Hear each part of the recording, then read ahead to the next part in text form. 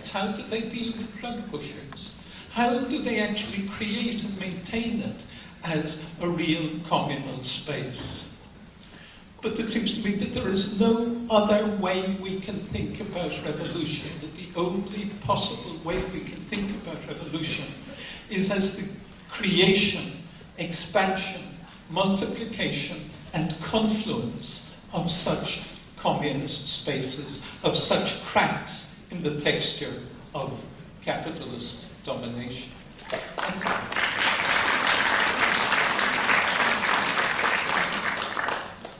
And it seems ridiculous. It seems ridiculous until you begin to think that, in fact, this Navarino Park isn't just a kind of tiny local example.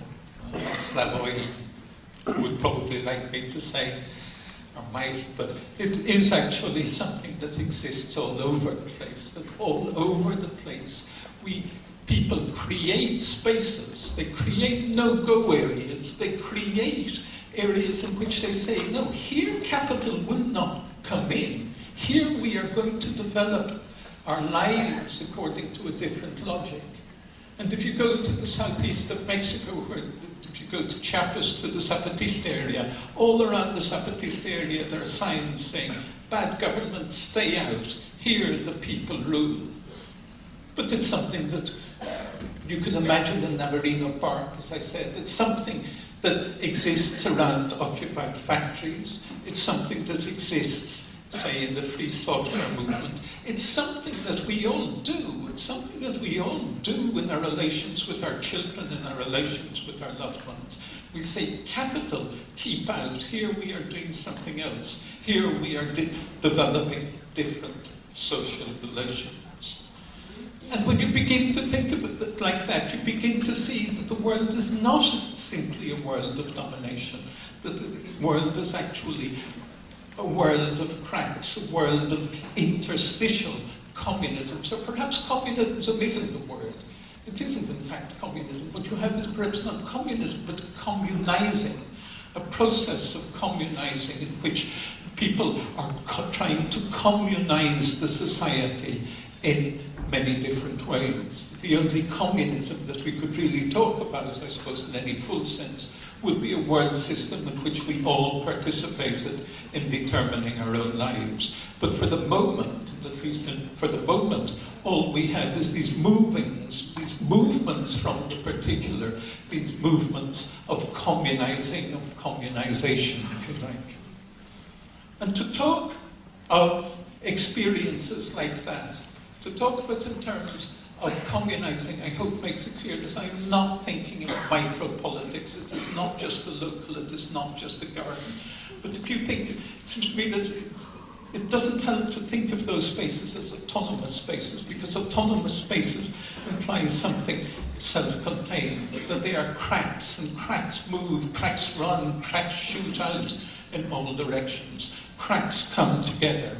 And they come together in ways that we can often not anticipate and not organize.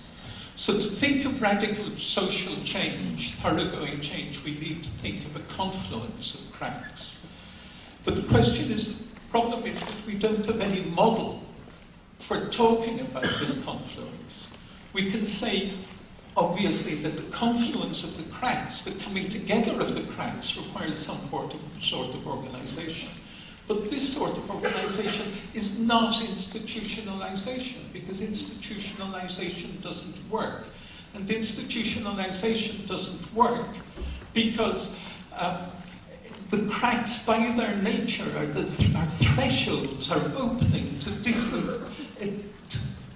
different sort of society, to different sorts of social relations. And an institutionalization is always the imposition of the present upon the future.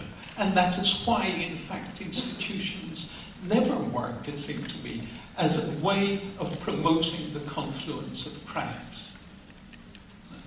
How do we organize a revolution? As Raoul Sibeki says, we can't organize a revolution. In fact, we can't organize a rebellion. Rebellion is a movement that nobody controls. What we can do is try and strengthen it. what we can do is try and promote these cracks, try and create and expand these cracks, but we can't institutionalize them, we can't organize them. And that is the answer to Slavoj's question about Evo Morales. In Bolivia, between 2000 and 2005, we had a huge explosion of cracks, a huge explosion of communizing. And what the election of Morales did was to channel that communizing process into its logical opposite, in other words, into state forms of organization, and in many ways to bring that process to a closure, not completely, of course, because it's very contradictory. But that is what institutionalization does. It kills cracks. Communizing and statification are processes that move in opposite directions. So then what? How do we promote how do we think about the confluence of cracks? How do we think about strengthening the communizing process? I think that the only way, perhaps the best way, is to think in terms of resonances, in terms of radiations, in terms of light shining in the dark. For me, Navarino Park is a light that shines in the dark, and the dark is a very, very, very dark. But it's a light that shines, and the light that lights up the dark. And look around, and begin to see those other lights. And that is what we have to do. That is what we have to do. We have to strengthen those lights and create those lights. And that, for me, is communism.